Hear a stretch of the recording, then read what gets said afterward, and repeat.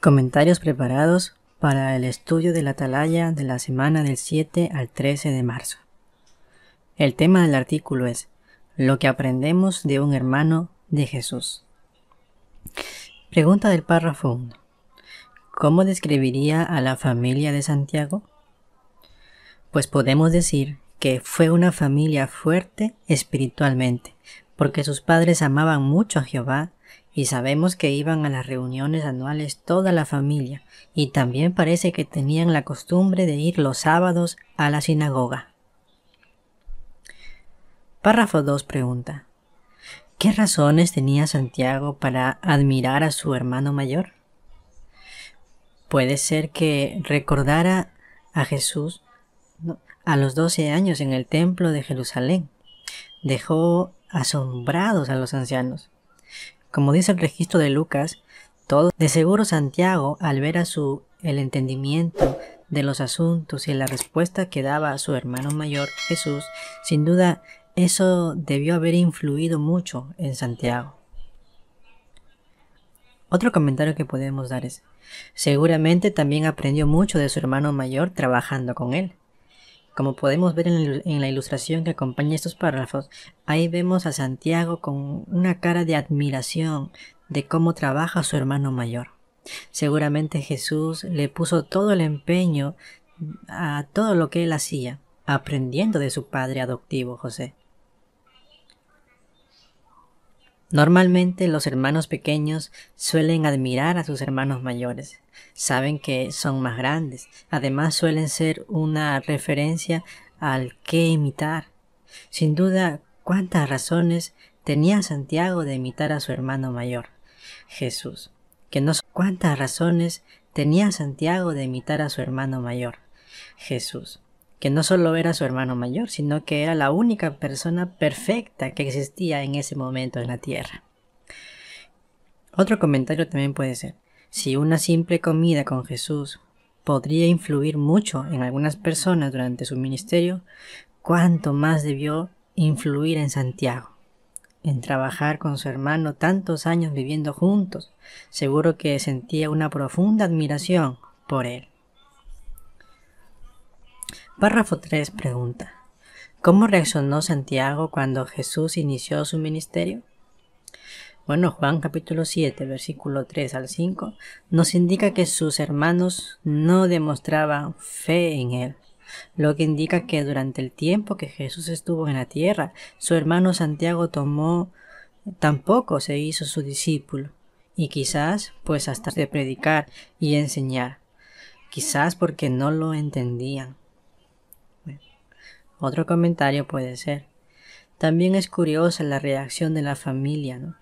Por ejemplo, en Marcos 3:21 ahí se menciona que después de que Jesús escoge a los 12 discípulos, se reunían en una casa que se llenaba de gente, y esto alarmó a la familia de Jesús, y como menciona Marcos 3:21, llegaron a decir que se había vuelto loco, y entre ellos estaba Santiago.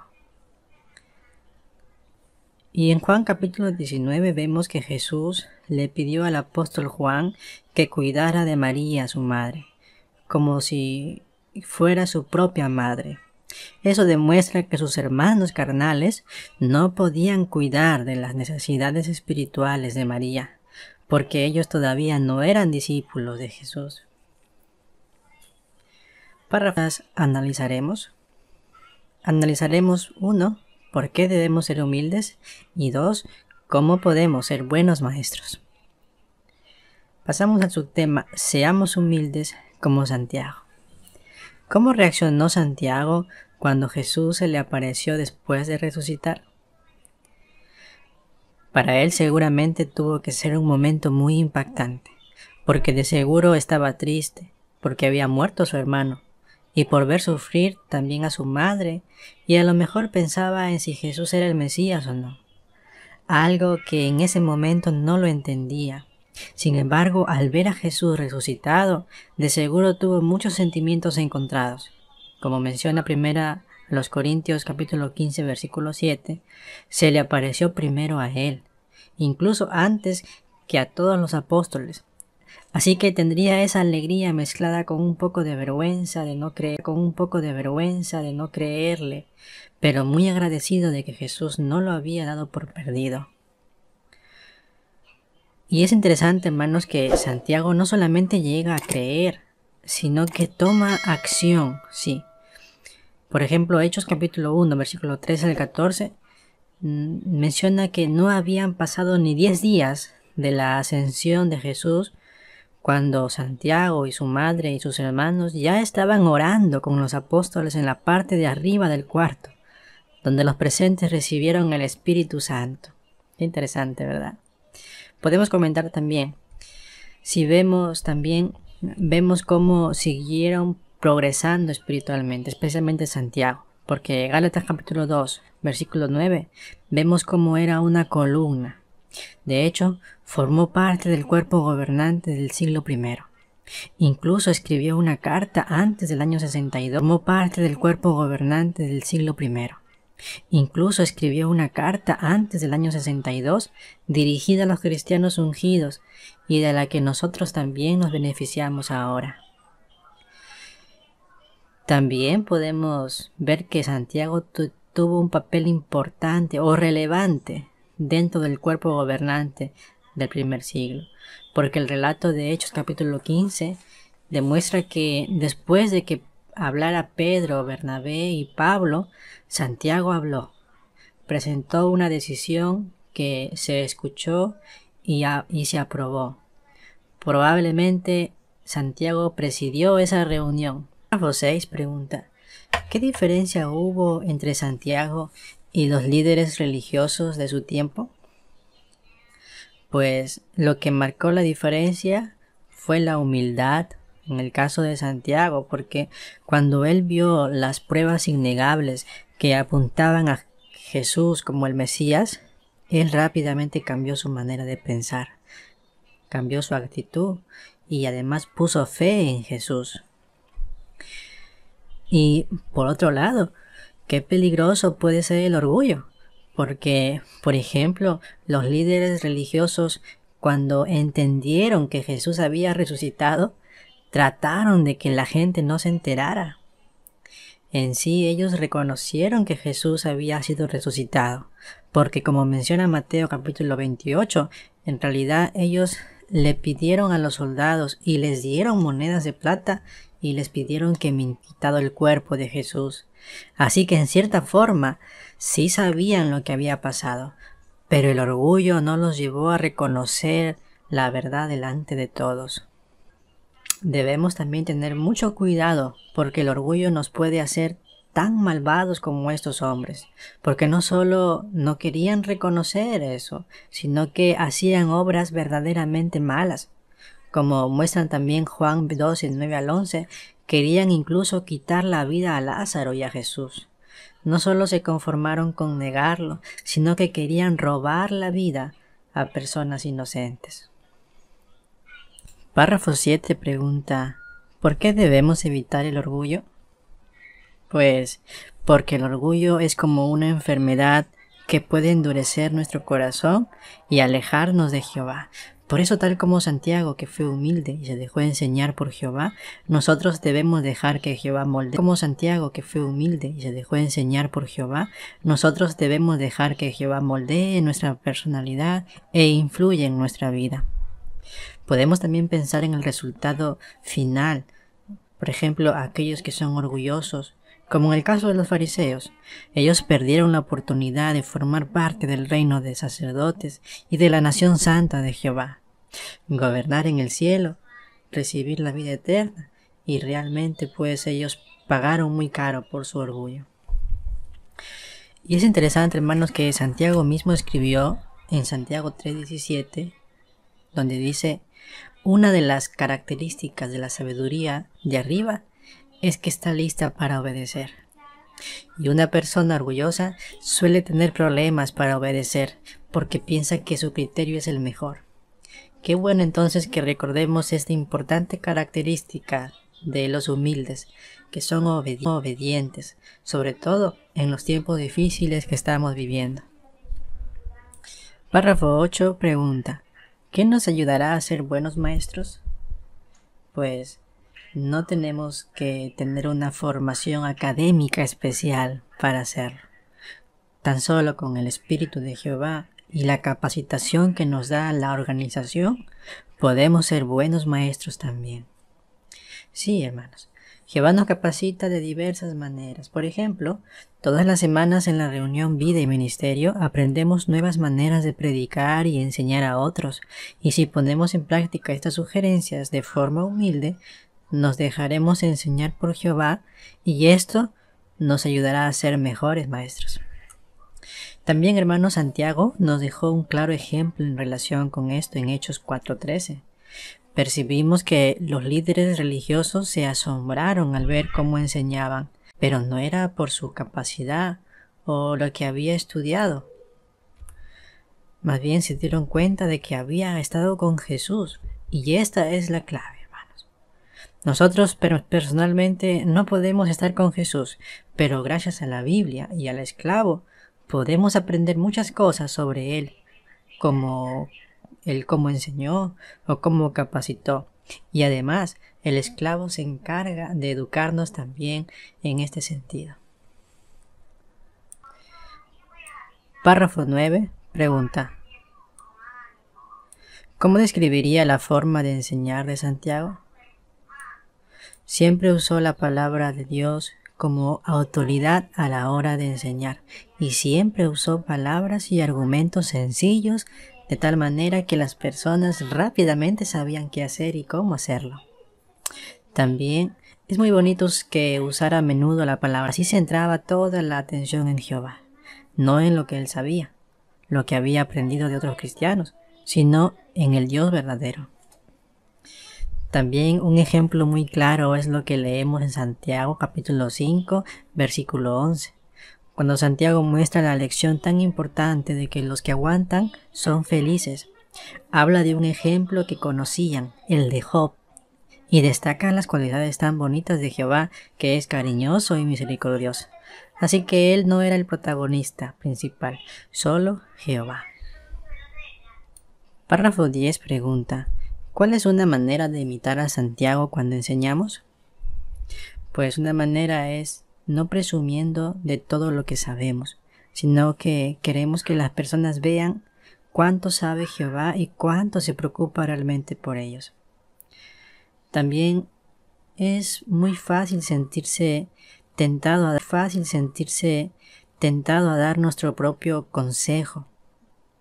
Cuando me preguntan una opinión de qué hacer o qué harías tú, es fácil el querer dar un consejo de nosotros mismos, pero es mucho mejor ayudarles a ellos a razonar en ejemplos bíblicos y a percibir qué piensan, qué siente Jehová, darles quizás un principio o un texto bíblico para que ellos piensen.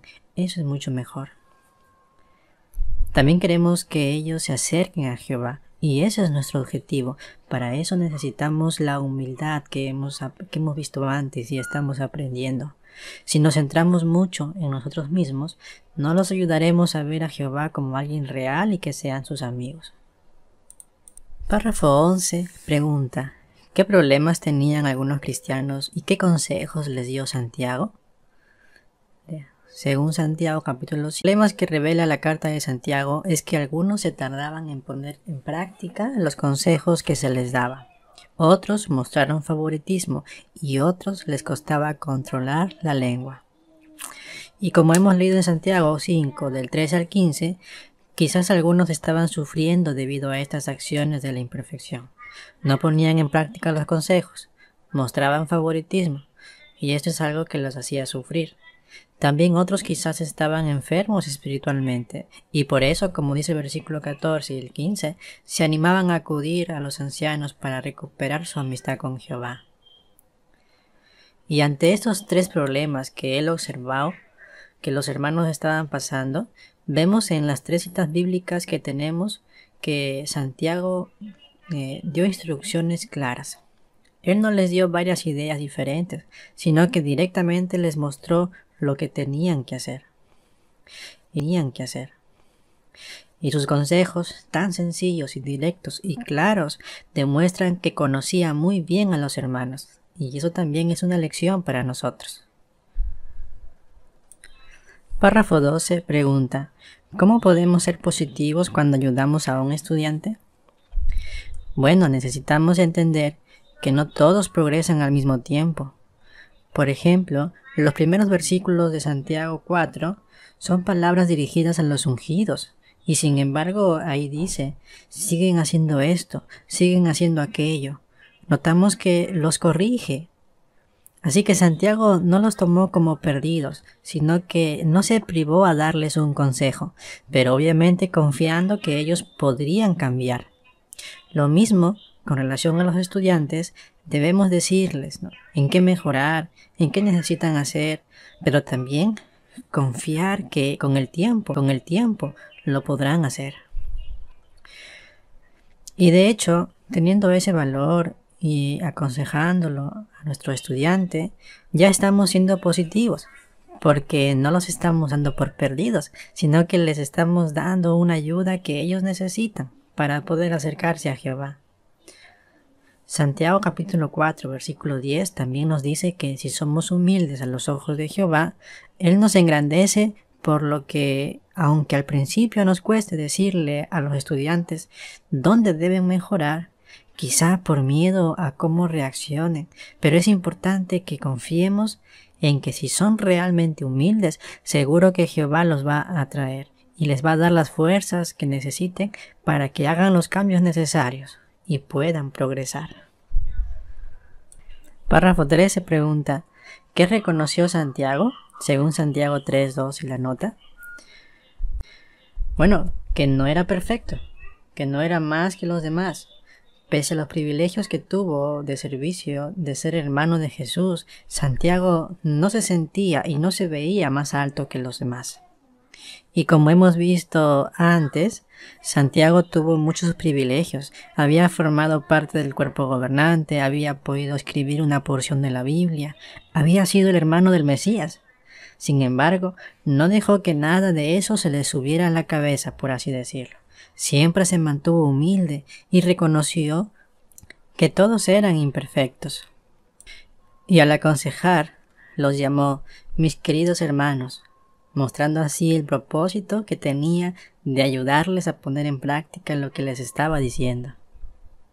Párrafo 14 pregunta: ¿por qué debemos estar dispuestos a admitir nuestros errores? Porque nuestro deseo es que el estudiante esté a la altura de lo que Dios espera. Nos ha ayudado a nosotros. Es posible que estudiemos con una persona que se está enfrentando a unas pruebas o a unas debilidades exactamente con las que nos hemos enfrentado nosotros en el pasado. Al explicarle nuestra experiencia, seguro que la ayudará. Pero si no es el caso, si nosotros no hemos enfrentado una situación similar, podríamos invitar a otros hermanos o hermanas a que nos acompañen para que ellos expliquen su situación y se verá reflejado en esos ejemplos.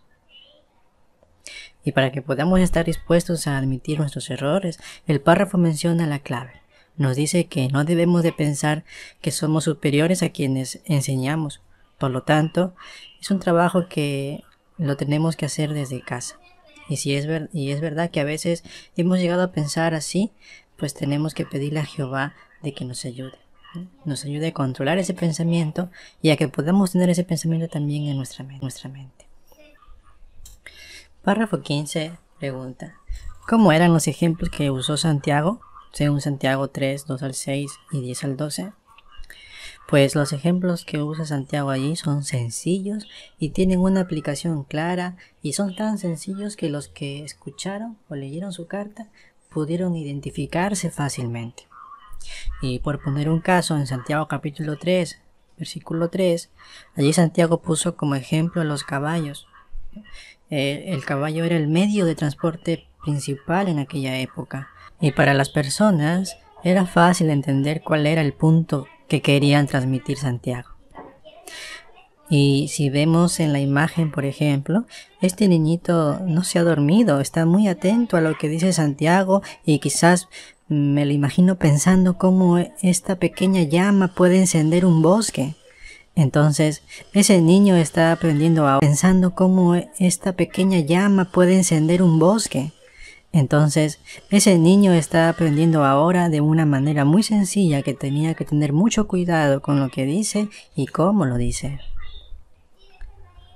Párrafo 16 pregunta: ¿por qué debemos usar ejemplos eficaces? Pues se ha dicho a veces que las buenas ilustraciones, los buenos ejemplos, ponen ojos a los oídos. Y es que nuestra mente piensa utilizando imagen. Por eso es tan importante usar ejemplos eficaces. Sí, y como menciona el párrafo, queremos pintar imágenes en su mente, pero no queremos que sea un cuadro abstracto que luego no lo vaya a recordar, sino que sea algo claro, sencillo y sobre todo que pueda recordar la importancia de la verdad que encontramos en la Biblia. Párrafo 17 pregunta: ¿por qué es tan eficaz el ejemplo registrado en Santiago capítulo 1 versículos 22 al 25? Claro, la lección que quería enseñar, que para beneficiarnos de la palabra de Dios, debemos ponerla en práctica. También escogió un ejemplo con el que las personas se podrían identificar.